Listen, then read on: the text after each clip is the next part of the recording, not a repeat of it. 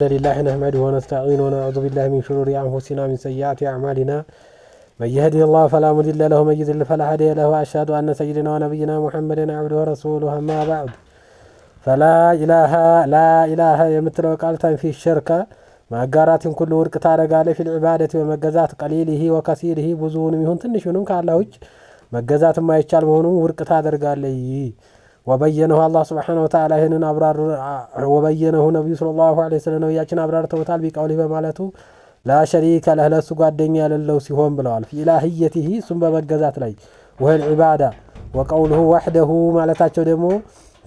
هو معنى لا إلا الله مالتنا وحده سن دمو إلا الله كالله بستقر فهو السوء الإله جتانو الحق نتنيا وحده بتشاون دون كل ما سواه ከሱጭ አለ ሁሉም ነገር ሲቀር من اهل السماوات كسماياتم والارض كمريتم بالتبيت كما دلت እንዲያመላከተች على ذلك الايات المحكمه የተበረቱ የሆኑ የአላህ አንቀጾች አያቶቹ ተአምራቶቹ እንዲያመላከቱ ነው متواتر الحديث احاديث ከሐዲሶችም ግልጽ የሆኑ ሐዲሶች በዚህ ላይ እንዲያብራሩ فتدبر هذه البيان ይሄን ማብራሪያ በደንብ አርጋህ አስተንትነው يطلعوك ያሳውቀሃል على بطلان ብልሹ ለመሆኑ قول من يقول ብለው የሚሉ ሰዎች بجوازي بقال دعوة غير الله كالها لو وجه مطاراتي بقال የሚሉ ሰዎች ንግራቸው ብልሹ እንደሆነ ሐዲሶቹና ቁርአኑ ግልጽ አድርጎ አስቀምጦልሃል والله تعالى يقول الله سبحانه وتعالى ይላልና لنبيه لنبي محمد صلى الله عليه وسلم በቁርአኑ በተከበረው ቁርአኑ ማለት ነው فلا تدعوا አትገዛ አትጥራ مع الله كالله ጋር አትጥራ ኢላሃን አኺር ሌላ እንጌታ ማንንም እንዲያትጠራ ይሄንን አርግልኝ እንዲያትፈተኩነ ትሆናለህ من المعذبين ከሚቀጡ ሰዎች ትሆናለህና وغيرها كذهم وجه من الآيات التي أتي كذا كانقصوي ذكرها إن شاء الله تعالى إن يمودهت من نبرارات ونج الله يورات ينقرني هنج فقوله سلازي وحده بتشاون ماله تأكيد للإثبات مع الدلالة لما رقاقتنا وقوله لا شريك له ماله دمو لسقوا الدنيا لله ماله تأكيد للنفي مالتنا ورق ما درقن دمو لما برتاتنا مالتنا وقوله مالتاتشو دمو أن محمدا عبده ورسوله محمد الله باريانا ملاكتن يوناتشو مالتاتشو أي وشهيد أن محمد راسو عبده باريانتنا مسكروان ورسول ملاكتن يو بصدقين ويقين برقت أنجنتنا بونتنجنت ينم مسكر على وذلك لمن هي نجر يقتضي اتباعه ثم كتل أسفر دالنا وتعظيم أمره نجرون ملاك እሱ ያዘዘን ነገር ሆነ ይከለከለው መከልከል የታዘዘው መታዘዝ ወልዙሙ ሱነቲሂ ሰለላሁ ዐለይሂ ወሰለም የነብዩ ሱናን መያዝ እንዳለብን ያሲዘናል አላህ ያላህ መላእክተኛና ነብይ መሆናቸው ባሪያ መሆናቸው ማለት ነው ወአላ ተዓሩض بقول واحد በአንድም ነገር ይሄ ምንጠራጠስ አይደለም لأن غيره صلى الله عليه وسلم يجوز عليه الخطأ ከሱጭ ያለው ማንኛውም ሰው ይሳሳታል ከነብዩ መሐመድ ሰለላሁ ዐለይሂ ወሰለም ነብዩ ግን አላህ ጥበቃ አላህ ያላቸውን እንጂ ማ يلفظ من እሱ ያዘዛቸውን እንጂ ዝም ብለው የሚናገሩ ስላልሆነ እነሱ የሚሳሳቱ አይደለም ወነብዩ ሰለላሁ ዐለይሂ ወሰለም ቀድ አሰመሁ الله تعالى ነብዩ ሰለላሁ ዐለይሂ ወሰለም አላህ እኮ ጠብቋቸዋል ወአመረና አላህ መስን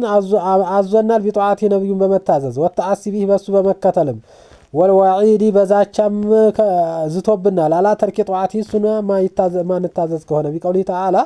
الله سبحانه وتعالى بمالته وما كان أيجبام لمؤمن لمؤمن ولا مؤمنة لسئت مؤمن لون مؤمنة إذا قضى الله ورسوله الله أن ملكتنا ووسنوا جزي أمرنا عندك النجر